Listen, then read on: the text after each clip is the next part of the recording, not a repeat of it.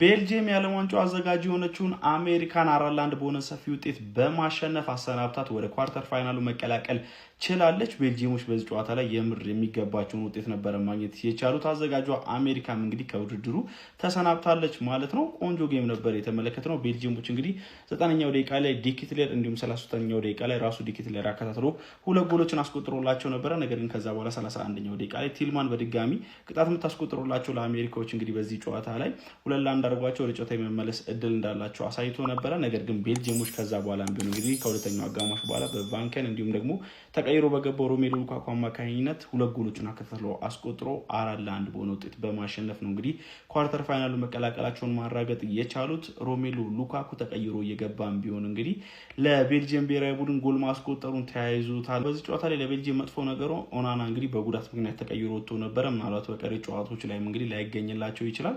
በኳርተር ፋይናሉ የስፔን ብሔራዊ ቡድን ነው እንግዲህ የሚገጥሙት። ከባድ ፈተና ነው ከፊታቸው የሚጠብቃቸው።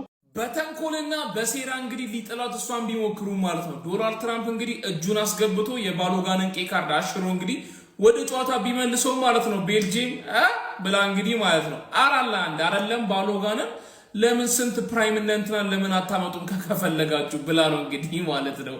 ዩኤስኤም በዚህ ዓመት እንግዲህ ድንቅ እንቅስቃሴ የምታሳየው ዩኤስኤ ድምስ ሲያደረገቻት ማለት ነው። ዶናልድ ትራምፕ እንግዲህ ጨዋታው ላይ ገብቶ ሊበጠብጥ ሞክሮ ነበረ ቀይ ካርዱን አሽሮ ምናምን ነገር ማለት ነው። ግን ማለት ነው ቤልጂየም ጨራሽ ይኸውልህ ዶኩን አስቀምጣ ሉካኩን አስቀምጣ ኬቪን ዴብሬ አስቀምጣ ማለት ነው 4-1 ጨፈጨፈቻትና አስቲል አሁንም የቤልጂየም ወርቃማው ቡድን እንግዲህ እንዳለ ምልክት እየሰጠች ነው ማለት ነው። ያው ወርቅ ምንም ያህል ቢቀመጥ ወርቅ ነው አይደለም፣ መቼም ዋጋው አይረክስም። ስለዚህ የቤልጂየም ወርቃማው ትውልድም እንግዲህ ስቲል አሁንም አለው እያለ ይገኛል። ደግሞ በሩብ ፍጻሜው ደግሞ ከስፔን ጋር ነው የሚገናኙት። ማን ያበደ ጨዋታ ነው። ቤልጂየሞች እንግዲህ ሳከር አይደለም ፉትቦል ነው ብለው 4-1 ጨፍጭፈዋቸው ዩኤስኤን እንግዲህ አባረዋቸዋል ማለት ነው። አዘጋጅ ከሆኑት ውስጥ እንግዲህ ሜክሲኮ፣ ካናዳ አሁን ደግሞ አሜሪካ መባረሯ ተረጋግጧል ማለት ነው። ሶስቱም አዘጋጆች እንግዲህ ከዓለም ዋንጫው ተሸኝተዋል ማለት ነው። ለዩኤስኤ እንግዲህ ማርክ ቴልመን ሁለተኛ ቀን ፍሪክ ማስቆጠር ቢችልም ማለት ነው መሀል ላይ ኢኳላይዝ ለማድረግም አንዳች አድርጎላቸው ቢሆንም ቻርልስ ደክላተር ካስቆጠረ በኋላ እዛው ፍሪክ ካስቆጠረ በኋላ ደክላተር እንግዲህ በምላሹ መልሰው ፖዚሽን ካገኙ በኋላ ከኪኮፍ ነበረ መልሰው ማስቆጠር የቻሉት ቤልጂየሞች 2-1 ከሆነ በኋላ ደግሞ እዚሁ 2-1 ሃፍ ታይም ላይ አስጠብቀው ወጥተው ማለት ነው። ፈርስት ሃፍ ሰከንድ ሃፍ ስንደርስ ሃንስ ቫናከን ነበረ በረኛው ሪስ ባጠፋበት መግባት የቻለው ማለት ነው። ብቻ እንደ አጠቃላይ ፍሪስ እና ቲምሪም ጥሩ ቀን እያሳለፉ አልነበረም በአጠቃላይ ማለት ነው። ሮሜሉ ሉካኩ እንግዲህ ተቀይሮ ገብቶ ማስቆጠር ችሏል ማለት ነው።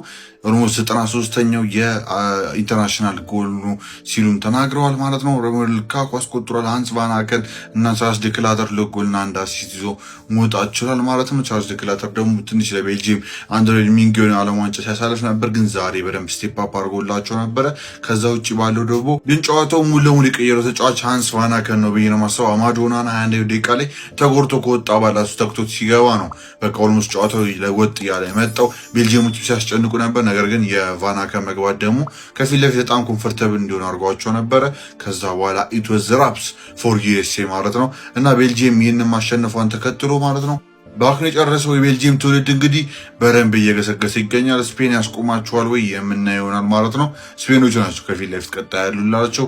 ስፔን ከቤልጂየም ያደረጉ ጨዋታ አሪፍ ጨዋታ እንደሚሆን አልጠራጠርም። ቀጣይ እስክንገናኝ ሰላም አንቺ ጉዳይ እንደራሱ ተስኖቻ ላይ ነሳ ሀሳቡን ኮሜንት ላይ ያስቀምጣችሁ፣ ኮፒ ሊንክ ይደረግ። ቀጣይ እስክንገናኝ ድረስ ይመቻችሁ። ቴክኒ ሆም እንዳለው ወደ ቤቱ የተሸኘው የአሜሪካ ብሔራዊ ቡድን ጋይሶች ዩናይትድ ስቴትስ የዓለም ዋንጫ ጉዞ ዛሬ ንጋት ላይ በቤልጂየም ተገጥቷል። 4-1 በሆነ ውጤት ተሸንፎ ቡድኑ 8 ውስጥ ሳይቀላቀል ቀርቷል። 8 ውስጥ ቢገባ ኖሮ በ2002 በኮሪያና ጃፓን ዓለም ዋንጫ ይሄ ቡድን ካስመዘገበው ስኬት ጋር ምናልባት በብሔራዊ ቡድኑ ታሪክ ሁለተኛ ትልቁ ስኬት የሚባለውን መጋራት ይችል ነበር። ነገር ግን ያ አልሆነም። ሞሪሲዮ ፖቼቲኖ እና ልጆቻቸው በዚህ ቶርናመንት ግን አንዳች ተስፋ ሰጪ ነገር ለአሜሪካ ሕዝብ አሳይቷል ብዬ አስባለሁ።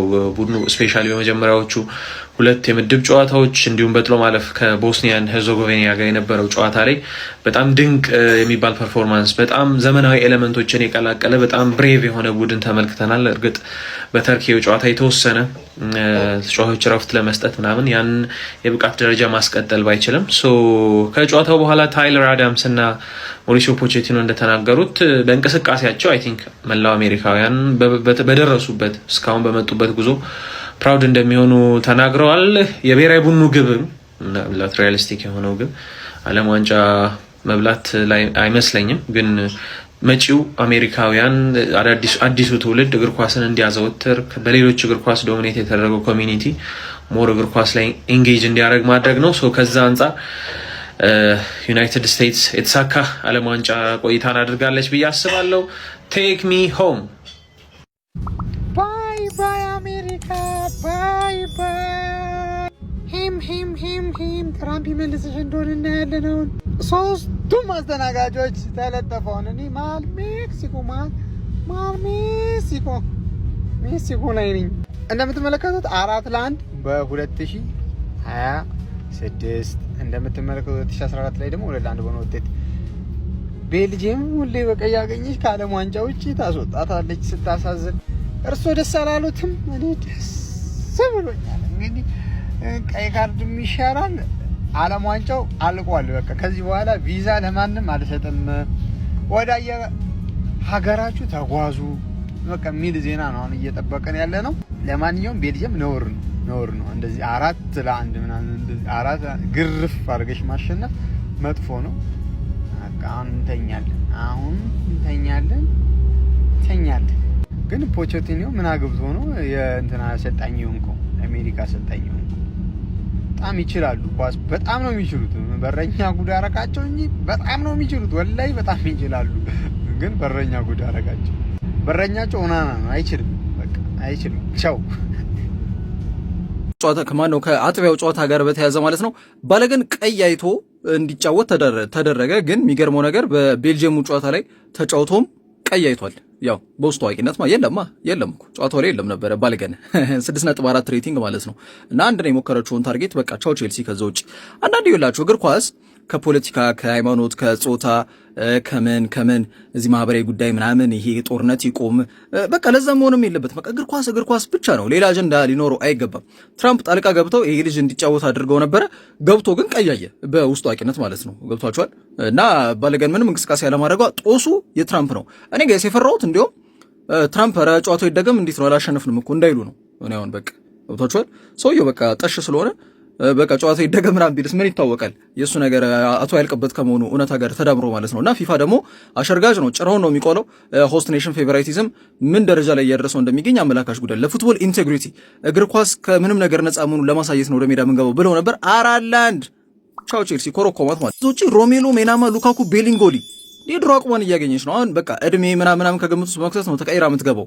ግን ተቀይሮ ሲገባ በጣም ኢፌክቲቭ ነው። ባይዘው ጋይስ 4 ጎል አለ። አራተኛ ጎሉን ያስቆጠረው እና ሁለተኛው ተጫዋች ያደርጓል። በዓለም ዋንጫ ላይ ተቀይሮ የገባው በርካታ ጎሎችን ማስቆጠር አራተኛ ጎል አስቆጥሯል። በዚህ መንገድ በዚህ ዓለም ዋንጫ ላይ ተቀይሮ እየገባ ማለት ነውና ወሳኝ ተጫዋች በቃ ሮሜሎ ሉካኩ፣ ሜናማ፣ ቤሊንጎሊ ማለት ነውና ለስፔን ብሔራዊ ቡድን በጣም በትልቁ የሚጠበቅ ይመስለኛል በአጠቃላይ። ምክንያቱም ጉልበት አረ ጠርምሷችሁ ነው የሚያልፈው። ስቲል ጉልበት ባሪያ ነው ኤቭሪ ታይም ማለት ነው። በዩናይትድ ቤት ነው እንጂ ያልተሳካለት ልጁ ከኤቨርተን አንስቶ ያለውን አቅም የምታውቁት ነው። ጁቬንቱስም ያው ስኩዴቶ እንዲያሳኩ ትልቅ አስተዋጽኦ እንደነበረው የሚታወስ ርዕሰ ጉዳይ ከመሆኑ እውነታ ጋር በተያያዘ ማለት ነው። ለማንኛውም ሜሲና ሮናልዶ ሲባል ያው ብዙ አየሩን የሚይዙት እነሱ ናቸው።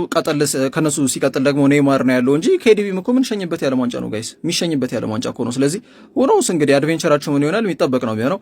ከፈልፈላው ጋር ይገናኛሉ ማለት ነው። ምን ይጠበቃል እንግዲህ አብረን የምናየው ይሆናል ማለት ነው። ኮፒ ሊንክ ሼር እያደረጋችሁ